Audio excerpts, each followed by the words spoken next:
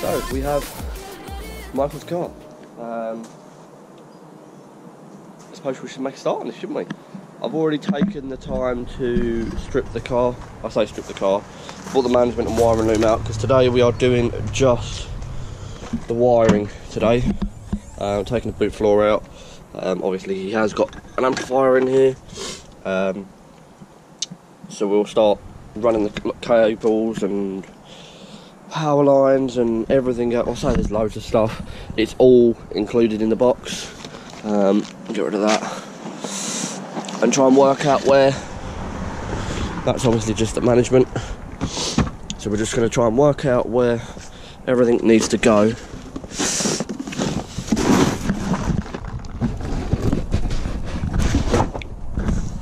That worked. Sick. So in here we have stuff to do with the wiring harness and some 3/8 hose and connectors and whatnot. So we'll open this up and we'll have a look inside. So in here we have some small fitting line that will be for your drainage port. What else we got in here? We'll get some of the small stuff out if we can. We've got some quick release. Ooh, unusual, they don't normally include that. Water trap, screw, and a water trap holder.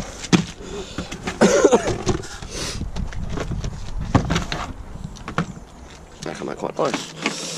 So there is our wiring loom for the car. Fairly straightforward to do. I'm surprised. I don't actually think this comes with any connectors for the end, so we'll have to go and get some connectors because I didn't think they didn't come with connectors, so we will do that. Got all of the plugs, relays, the USB port for the controller, a couple of little connectors on there, but that's the wiring loom, and that should be enough for the whole car. Usually this is about 60 feet of airline, so that'll be enough both rears and both fronts. I'm getting a bit confused, it's still early. Thought I'd make an early start on it. So yeah, let's unravel it all, untangle it and lay it all out where we need to think it's going to go. And yeah, let's make a start on it. So, unraveled all the wiring loom. You want to keep the relay,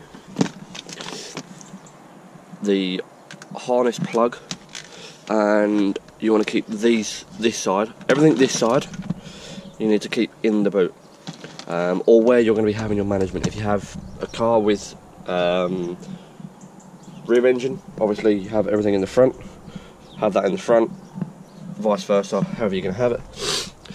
You have this ignition cable, which is a little pink one. It's a really tiny thin one that gets ravelled around everything and is rather annoying. Let's just unravel that all again. Now with this, you want to run it to an ignition live.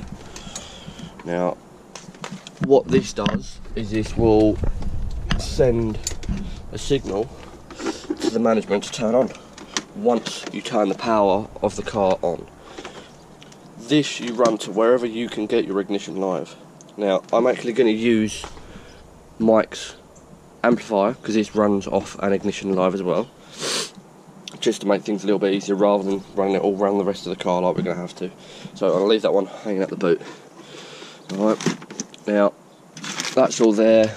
Now this is the fun part. A lot of people tend to struggle with this, running the wiring loom. Excuse the messy car, probably should have cleaned his car first, or Mike should have cleaned his car first, but I'll let him off this time. Running the wiring loom is never the easiest part. It's actually quite difficult to do sometimes. You ideally want to be taking trim panels off. Now most of these will just clip. They'll have little strong clips in them. They can be a nightmare. You can break clips. Mike's already broken his ones. There's only a couple in this that work because when he ran the amplifier a while ago, he broke the clips. So that's going to make my life a little bit easier. It's running the cables round this section and having them hidden but not having them trapped and clamped down and broken. It's never easy, but this is why we're doing this first, so it's done and out of the way, and then once that's all run, we can sort out doing the rest of the car and get it sorted. So we'll crack on with doing this lot, and we'll run the cables as we go.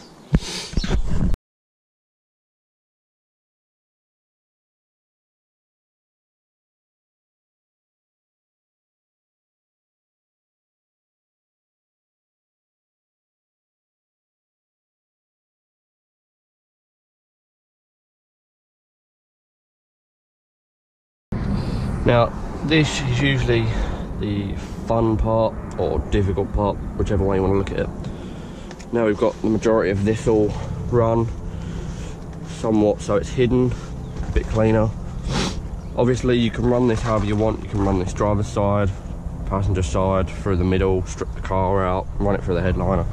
However you want to run it, it's totally down to you. It's long enough to run it to in any car. The wiring looms are universal. However you want to run it, just make sure it's not tagged to anything, so it's a bit loose. Personal preference, people will probably slate me in the comments and say, oh no, you shouldn't be doing this. You're always going to get that one person, so crack on, do what you got to do. But this is just how I'm doing this, so just enjoy it. What we're going to do is we're going to ignore his terribly clean engine bay. He's run his to here, obviously, and he's run it through his scuttle. Probably not the best way, but it's probably the only way to get it through. I think with these, the grommets to get in, I don't know if you can just see it just in there.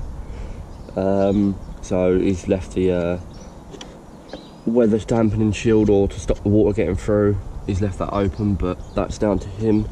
If we can sort that, we will, but I don't think we can, because I know these are an absolute pain in the backside. So all we got to do now is struggle from the inside and try and get the wiring harness through. But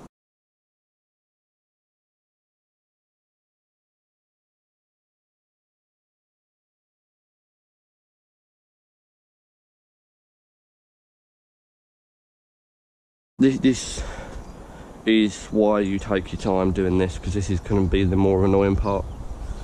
And then once we've got all the ends on, we'll test it, make sure the compressor works, we'll make sure the management all turns on, switches on, we'll get the tank in, and then we'll start looking at how we're going to lay some kind of false floor out in this. Should be interesting, but we'll get there when we get there. So we got the harness through. Now just to try and neaten this up a little bit, because Mike's not always the cleanest with the wire and stuff, just so it's a little bit nicer.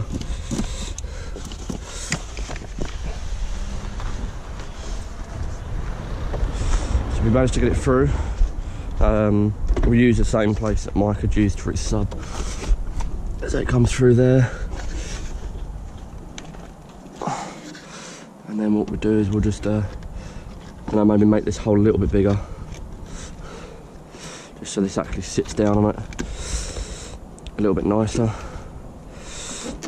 And then what we can do is, because of obviously you don't want all this excess in the bonnet, so what we do is we cut it down a little bit, run it a little bit nicer. Maybe run it behind the fuse box a little bit, so it's a little bit cleaner. And then what we'll do is then we'll split it off here. We'll add the inline fuse into it, and then obviously the other one to the negative. Let's see if we can go and find, assuming we'll have some stuff in here. Let's put these back down again.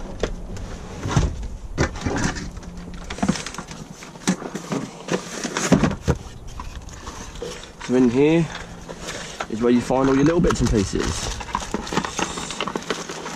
Airline cutter, do not lose these. These are an absolute lifesaver. Keep them, even once you've done your air install.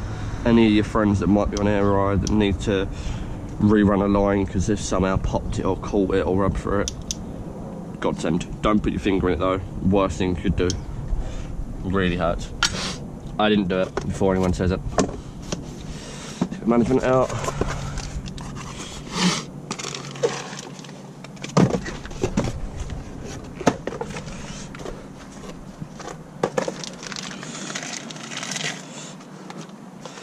And then obviously this plug would go into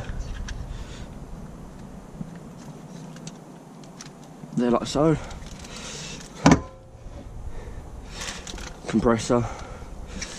And then this you just want to tidy up and keep strapped down. Ideally bolt it down if you can. Let's open up this lot. You're going to want red inline fuse.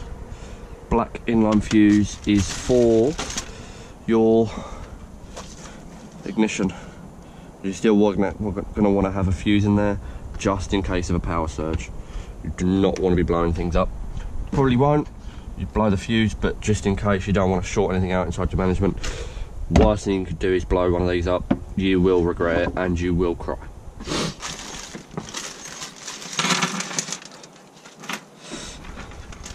Now these are handy.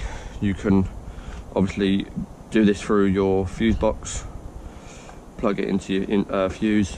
You plug your mini fuse in there that normally goes in there, and then you add your normal fuse, and you can use it for this.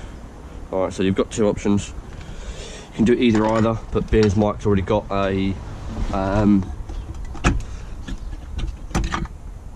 it'll run into the boot anyway, I may as well use what he's already got. No, I broke his amplifier. Whatever, I can sort that out later. Well, he has got one because this is what this is inline, so we'll use that. But yeah, let's go and put this on. Then you want to put a ring terminal. You got two on here just in case you screw one up. In fact, no, sorry, you got two on here. What am I on about? You got the two, one for negative and one for positive. All right. What we'll do is we'll go and get our soldering iron, heat shrink it, solder it down, or solder it and heat shrink it, plug it all in and see what happens. Back in a minute. Right, so got the heat shrink out, got some heat shrink on. What I'm actually going to do is I'm actually going to cut this back to probably about there. And what I'm going to do, good side cutters always do a treat. Take that heat shrink back off. Recommend getting heat shrink just because of how cheap it actually is. This only cost me like a couple of quid. Sorted different sizes. That'll come in handy quite a few times, to be fair. So it's definitely well worth getting.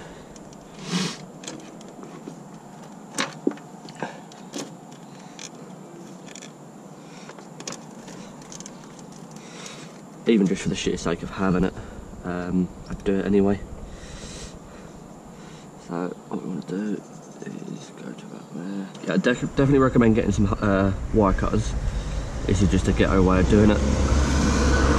Don't always recommend this way, but it works.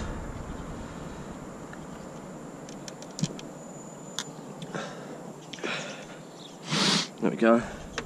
Right, now everyone's got their own way of doing this. Personally, I try to tangle them into each other. In fact, no, before we do that, think logical. Heat shrink first on both sets of cable.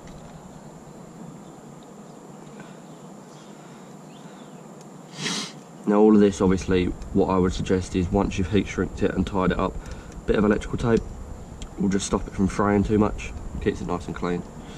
Just a personal thing. So I managed to get everything soldered.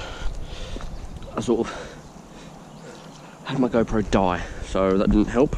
But we're all soldered, we're all connected up nice and tight, all in there, nice and secure, soldered up.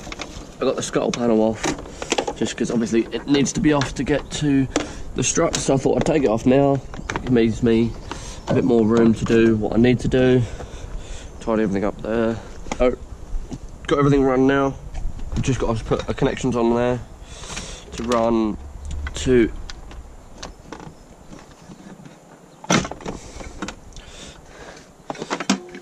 I'll probably run it into there, to be honest, run it off the amplifier. But I will use the inline fuse for it still, so inline fuse in there, inline fuse connected to the ignition. Job done. I'll probably crimp this one just because of how small the cable is. It'll make life much quicker and easier. Just crimp on that end, leave this end loose, straight into there. Now what we need to do is work out where to run the controller. What we'll do, try and get this up in here somewhere. What we thinking? Should we try? Let's try and get it out of this little holders in here. So what we do is I'll wing it. Oh, look at that. Oh. First try. Like a boss. Anyone would think I'm a professional. Right, so that gives me more than enough cable now. Connect these two together. Plug that one into there.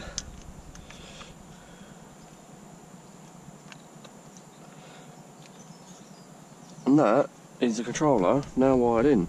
So more or less ready. If I, just as a temporary, let's give these a go. I forgot I even bought this. Recommend these to anyone just buying a bit of cable strippers. Just as a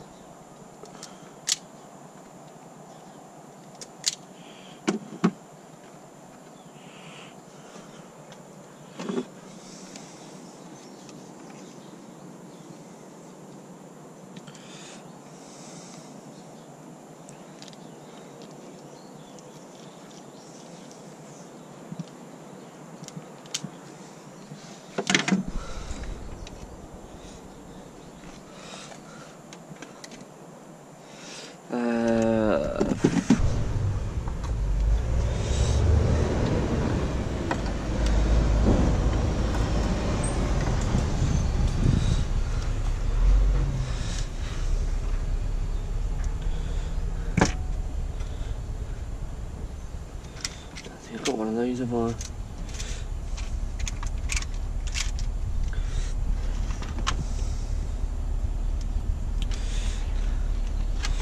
This is obviously just a temporary, this isn't a permanent fix before anyone starts losing their shit.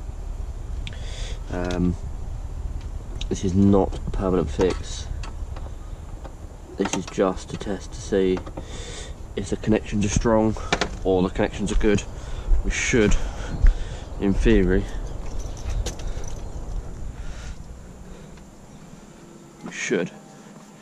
get the controllers to come on. So we have technically now wired the management in.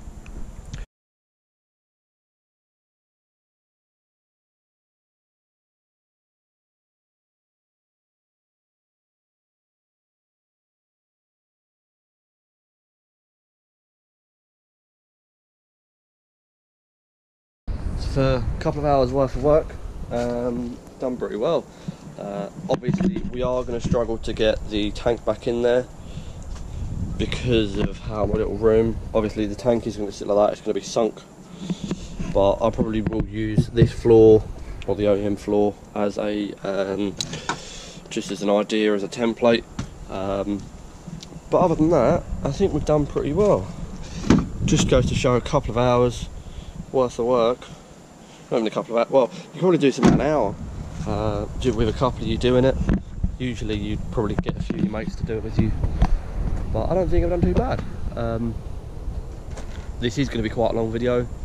I hope you don't mind and I hope it isn't too boring. I will try and make it as interesting as possible, or I hope I have at least. We'll see. Obviously this will be possibly a 3-part, maybe a 4-part, but we will see. Hopefully you find this somewhat interesting to watch and somewhat informative. It may help some of you fit your own kits in the future, but we will see how this all goes for you guys. Enjoy it.